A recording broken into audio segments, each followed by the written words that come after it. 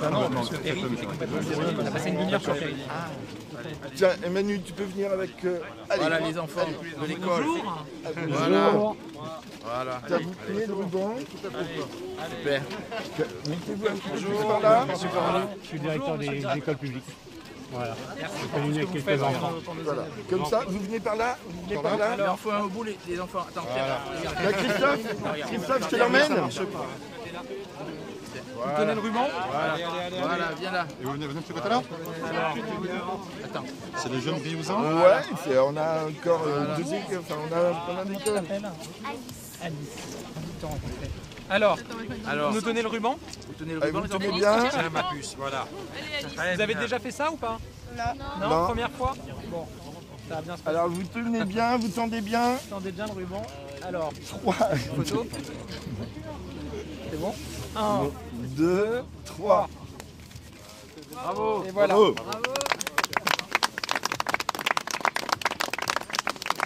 Comment on fait déjà pour en faire Ah bah, je vous demandais à monsieur Nuri qui... Il y a des spécialistes. Il y a un spécialiste. On va quand même en offrir aux enfants. Bah oui. Hop. Voilà, merci. Et voilà. Moi, je sais pas faire. Comme ça. Ah oui, C'est un j'adorais. Les ciseaux du Des département. ciseaux dorés. Fonctionne normalement. Ils fonctionnent bien parce que d'habitude c'est un c'est... souvenir, ok? Gardez bien après C'est de l'or en avec toque. monsieur le Premier Tiens, voilà, ministre, regarde. c'est un important. n'est pas riche. Tiens, un souvenir. Merci. Tu en as eu un? Voilà, qui en veut un? Il y a dans ta main. Le fillon. Alors, tu nous rappelles. Monsieur le directeur, pour mettre dans ta classe.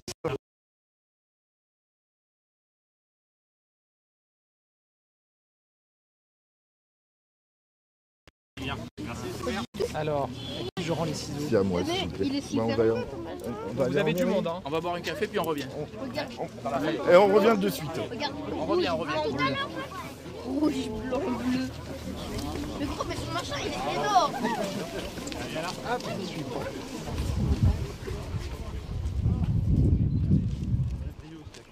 Service. D'accord. Qui délivre aussi les passeports carte d'identité. Et c'est le centre le plus performant du département. Depuis combien de temps vous êtes France Service ici? C'était labellisé en 2021. Ouais, 2021, mais on avait commencé, c'est de la labellisation 2021. Les passeports carte d'identité aussi. Ça marche bien. Ouais, non, mais ça fait partie des beaux succès des dernières Beau années. succès complètement. Sur les passeports carte d'identité, on est aussi sur du 3900. On est sur du 3900. On rentre par là-bas. Ouais, on va rentrer par la gauche, mais je vous oublie pas, Marie et Sabrina. Non mais là, la rentrée c'est par le centre, c'est comme là que c'est mieux. C'est ça.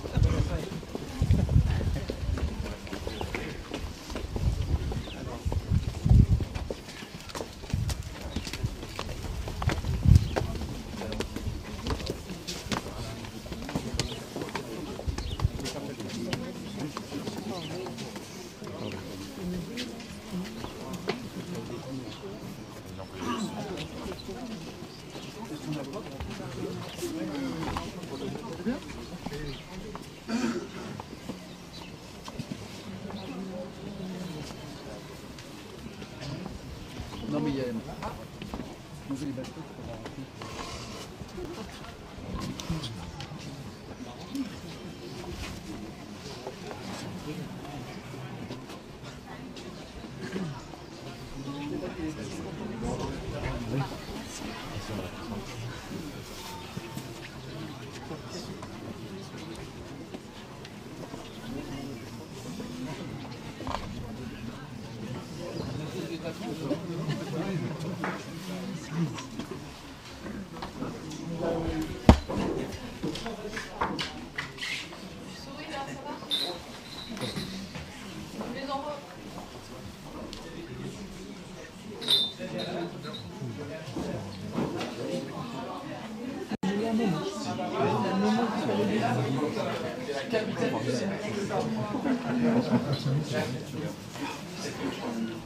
Oui.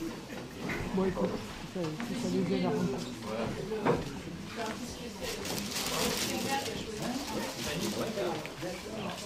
L'image de la gloire de la Sainte-Catherine. Oui, vous avez du tout. Expliquez-nous ce qu'il y a dans le cadeau. Coquille de boulanger et on a des camemberts AOP qui viennent de la métrie Saint-Hilaire qui est juste locale. Ici, bien sûr, des produits locaux. Voilà. Super, merci. Alors, Vous me prenez pas. symbolique. C'est sûrement un des plus beaux Calvados. Bocage. C'est le Calvados Huard. Sur une année, vous oui. Bien, voilà, millésimée. Absolument. Et surtout, c'est le fournisseur officiel de Brégançon et de l'Église. Donc je dis, il faut que tu commences à t'habituer. Merci beaucoup. C'est l'année de naissance. Eh oui. Et Jérôme, celui-là, il a une étiquette. Oui, celui-là, il a une étiquette. Il porte chance. Je suppose. Merci beaucoup. Peut-être avec le panier. Avec le panier, oui. Ah oui, on a même la boîte. Ça, c'est vraiment sympa. Ouais, c'est super. Après, quand c'est l'année de naissance, on ne sait jamais s'il faut le boire, quand est-ce qu'il faut le boire. Là, il faut le boire.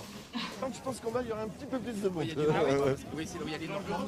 Ah oui, En fait, ils font une vente de Normands et on a surtout Oreillette qui est légère. Je l'ai vu. Mais voilà, elle est là. Dans l'armée. Parce qu'elle est d'ici, Oreillette. D'accord. C'était celle de 2024. L'égérie cette année. Je l'avais vue. Donc elle est là. Et on l'a remise pour vous. Super. Ouais, puis c'était un vrai à droite, à gauche. Excusez-moi. Il y a peu de repères là. Donc Excusez-moi. À gauche tout, attention. On dit par là-bas. Ah, par là-bas. On est là. Ah bon, non. Finalement, fonctionnaire, on vous suit. Ah, tu vois qu'il faut aller à la droite. On a toujours écouté son député. Il y a plus de oui, Jérôme. C'est pas d'aller faire une visite. Vous attendre à l'espace culturel du Houle. C'est très plein de balcons. Et si vous voulez voir Gabriel Tan Oui, super. et saluer toutes les personnalités, ils descendent dans le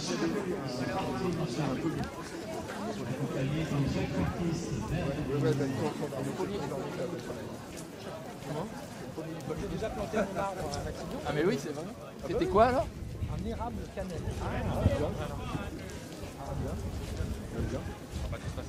Allez, on rentre dans le marché. Tout le monde ne rentre pas. Hein. Allez, vas-y. Vous êtes préparé à tirer le paille. Super. Christophe. Allez, voyez. Elle est où ta cloche? La cloche, elle est sur le bol de paille. Elle est sur la Par paille. ici, alors, par là. Par ici. Allez. Gabriel, par ici.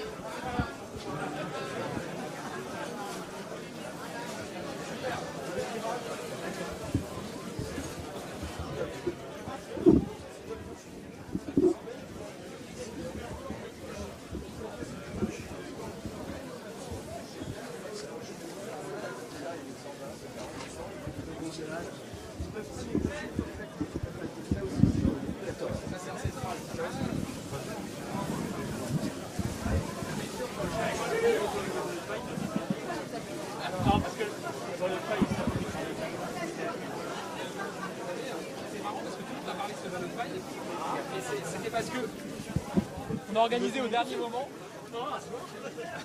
Alors, on va s'asseoir. Ils vont dessus. Alors, sinon les gens ne verront pas. Non, là, les gens derrière la. Ouais, mais bah, maintenant, on monte dessus. Alors, on monte sur la photo.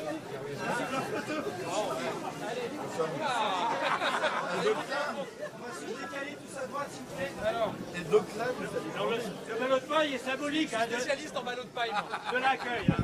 Moi je dis rien, mais j'ai pas besoin de voir ce ballot de paille. Ouais, je vais supprimer le truc.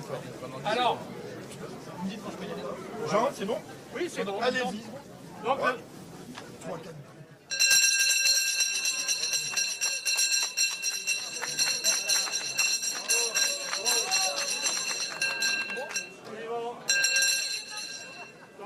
donc vous pouvez laisser rentrer les éleveurs maintenant. Allez, c'est...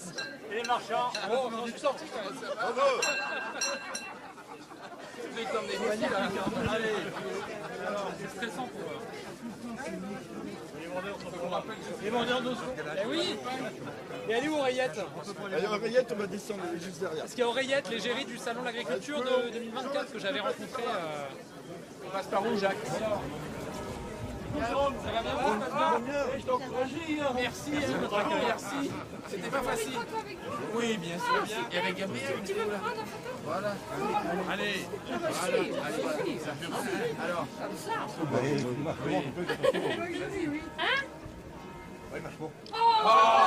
Attendez, on va ça strike, ça. On va repasser. Ah voilà, c'est bon. Ah, on va se prendre, on va se prendre. Voilà. Non, c'est bon. On va y arriver, hein. Bonjour, monsieur. Ça va? Merci. Merci. Ça va, Gérard? On n'est pas là-dedans aussi. Je cherche. Merci à vous. Tiens, vas-y, Jean. Oui, conseiller municipal, qui tout ça. Ouais, nous, vous avez posé. L'important, c'est vous et moi. Allez, voilà. Très sympa. Merci. Je l'envoie. Oui. Tu vas pouvoir tapisser sur ton salon. Il y a beaucoup de normes qui sont effectivement inutiles. Il faut diminuer les normes. Vous savez, il y a un sujet de normes et après il y a tout ce qui est les recours en permanence. Maintenant, il y a des professionnels du recours. Moi, quand j'étais Premier ministre, j'avais décidé qu'on allait diviser par 2 la durée pendant laquelle on peut faire des recours. Je vous donne un exemple. Il y a des éleveurs qui m'ont dit si on veut faire une extension de notre bâtiment d'élevage, on a 2 ans de recours. On peut rien faire. Ouais. J'ai divisé par 2. J'ai divisé par 2 la durée des recours. On ne peut pas curer en fossé. On a une pelleteuse dans le champ, tout le monde vient nous trouver. Sur le curage des fossés, on a simplifié quand même beaucoup les règles. Là, Il est temps. Après, il y a aussi... On a pris les textes pour simplifier les règles sur le curage. Maintenant, il faut que les administrations les appliquent. C'est là où les députés nous font souvent monter quand voilà, et les préfets sont vigilants. On a un bon préfet, ça va. On compte sur vous. Merci beaucoup. Vers le Vialet. Vous suivez sur le Vialet là? Bien sûr. Algérie, c'est incroyable. Merci beaucoup. T'étais d'ici? Bah oui, je viens de Périne. Ah mais oui, c'est vrai. Algérie, Non.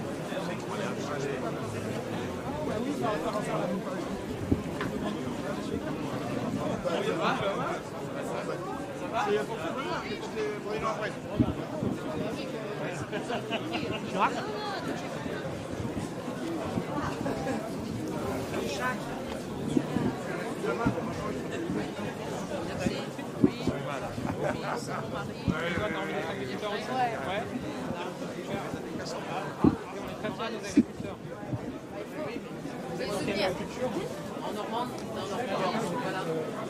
Ils sont en Normande. Les tiers, en payant comme vache.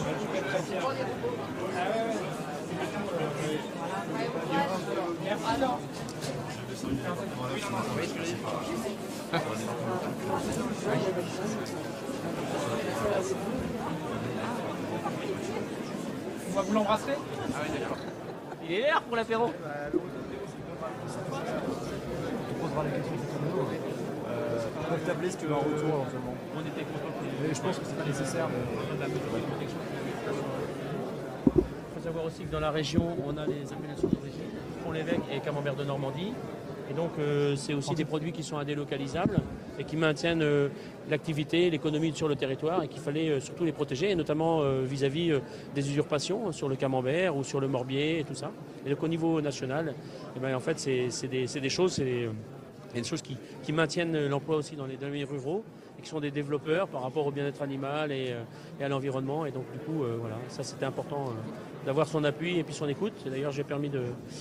Il m'a laissé sa carte et puis moi la mienne, et donc on a un sujet en commun, et c'est vrai qu'on avait déjà des relations et des échanges, et donc il a mis un visage sur les échanges avec qui on échangeait par mail. On a la chance d'avoir son écoute depuis qu'Oreillette est passé au salon, et donc il a besoin de références sur les territoires, et donc c'est pour ça aussi qu'il est venu aujourd'hui. Et donc voilà, c'est des gens qui qu'écoute le peuple, et ben, à la limite tant mieux. Et voilà, si on peut faire passer des messages, ben, on est là pour lui dire. Il est un peu en campagne, non? Comment? Il est un peu en campagne, non?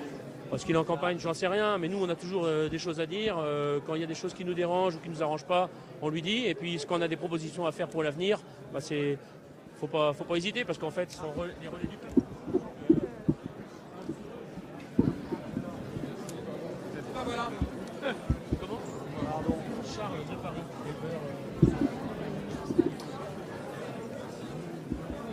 Alors.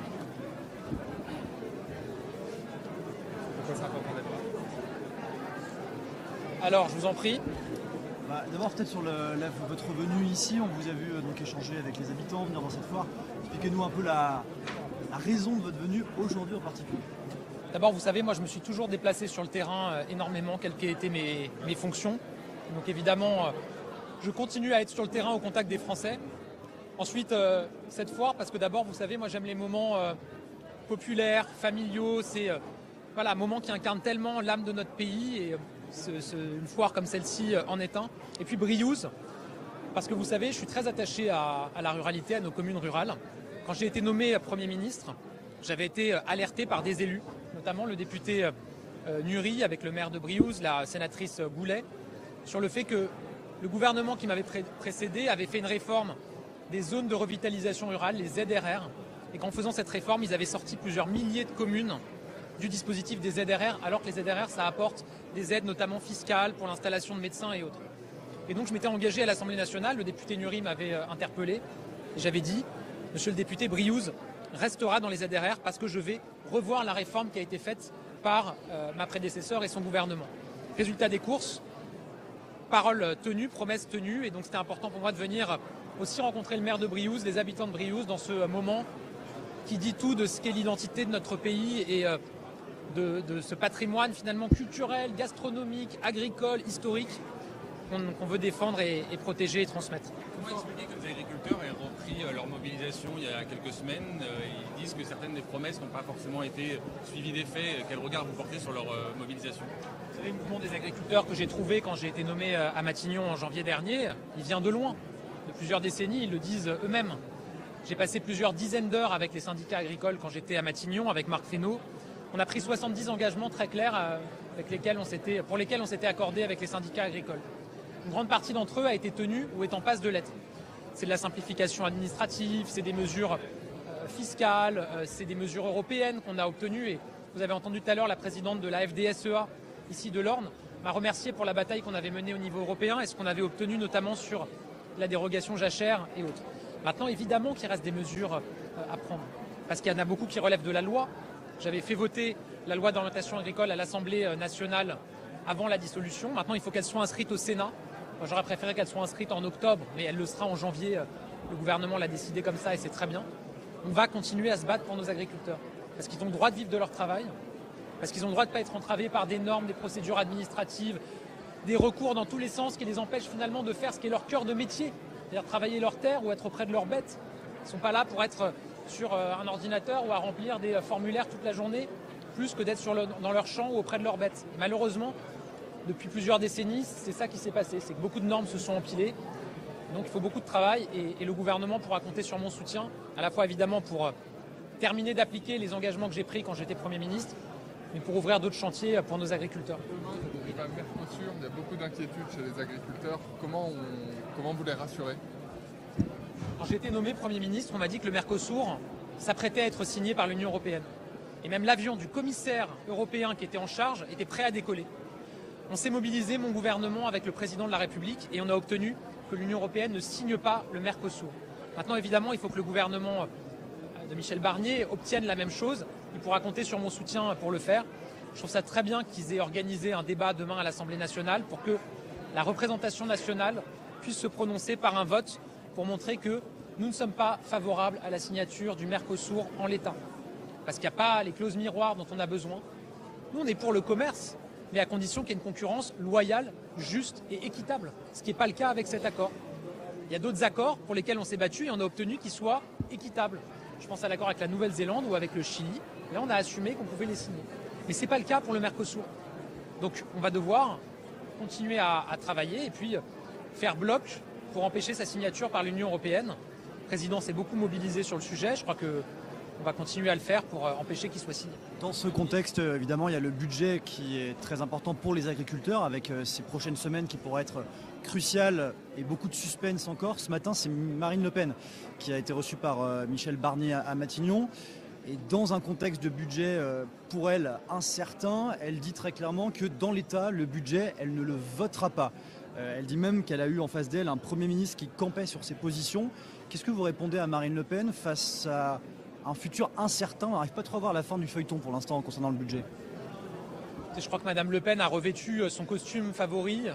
C'est celui de la petite politique politicienne. C'est une spécialiste en petits coups de politique politicienne. Moi, chacun sait les doutes que j'ai sur ce budget, et notamment sur le choix d'augmenter le coût du travail pour la première fois depuis 30 ans dans notre pays, alors que la compétition internationale fait rage, que Donald Trump va prendre ses fonctions, que la Chine investit massivement dans son économie. Augmenter le coût du travail, je l'ai dit, me semble être une mauvaise idée, et surtout il y a d'autres chemins plutôt qu'augmenter le coût du travail pour nos boulangers, nos artisans, nos commerçants, nos industries. Par exemple, faire la réforme de l'assurance chômage que j'avais prévue pour qu'il y ait davantage de Français au travail. Maintenant, une fois que j'ai dit ça, la position qui est tenue par Mme Le Pen est totalement irresponsable. On ne joue pas à pile ou face avec l'avenir du pays. Michel Barnier, il n'a pas besoin qu'on le censure, il a besoin qu'on l'aide à réussir. Ça veut dire évidemment être exigeant. Et je le redis ici, augmenter le coût du travail pour la première fois depuis 30 ans, comme c'est prévu dans ce budget, me semble être dangereux. Et il y a d'autres chemins qui existent. On a fait des propositions avec les députés EPR.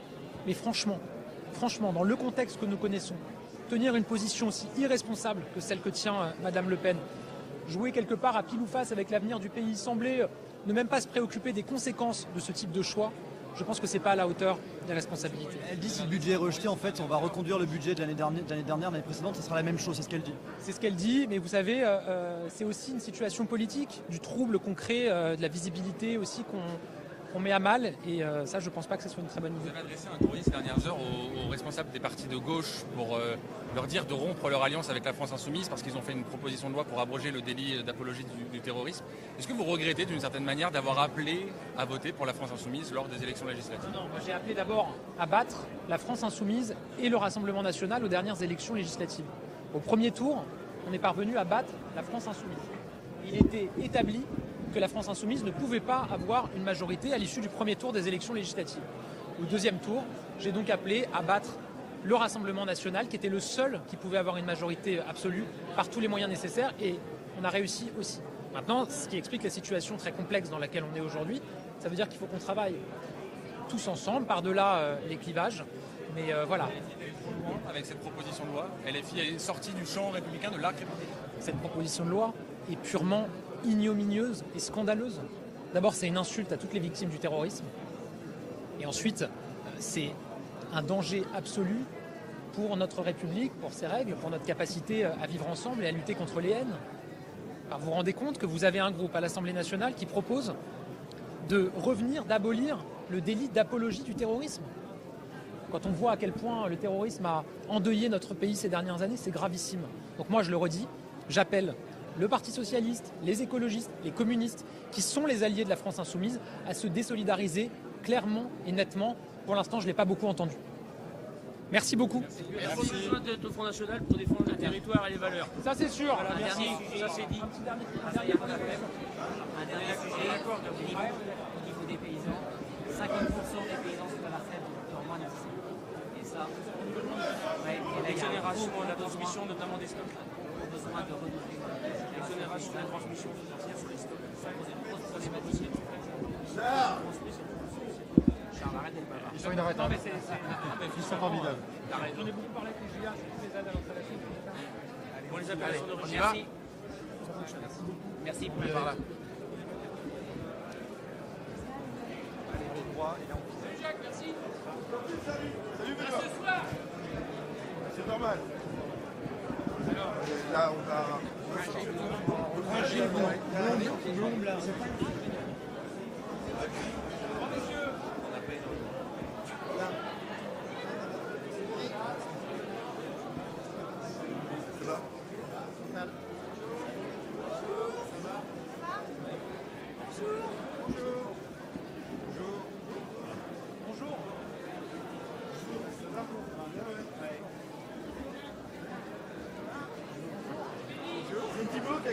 Ah bon? Le monsieur Attal. Ah ben c'est bien tombé alors. C'est bien tombé.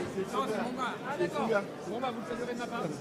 Bien, on vous invite à manger une tarte. Avec plaisir. Tu garderas l'affiche. On va voir mon arbre.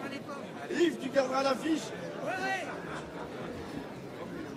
Bonjour, merci pour votre accueil.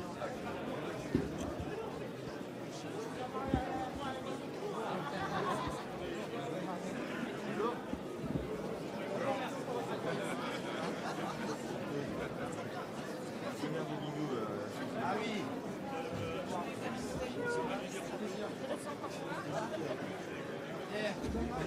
C'est la scène Rigobert ou pas? Oui, c'est bon. Le 7. Non, ben, si on l'a envoyé. Pierre, mets-toi là. Oui, je vais faire. Vous êtes plus avec moi?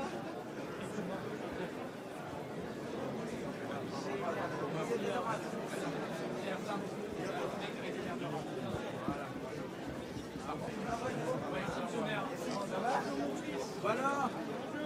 Ça va?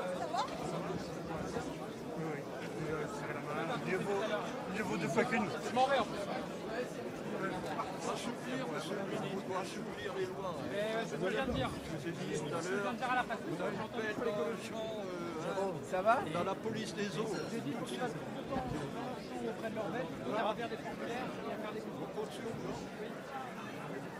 Voilà. Ça va? Merci pour votre accueil. C'est connu, tiens. Salut, ça va? Ça va les amis? Aussi, mais merci. Ben oui, on arrivera, mais là, je vais retourner à l'Assemblée. Viens mon Jacques. Ça va dire. Jérôme, j'ai des belles photos. Animez-moi s'il vous plaît. Allez, s'il vous plaît. Ça va sympa parce que c'est le meilleur ça. Voilà. Attention à ta main. Merci messieurs. Ah, c'est sympa, je vois. Merci. C'est pas sympa. Ah, si, si. Oh là là.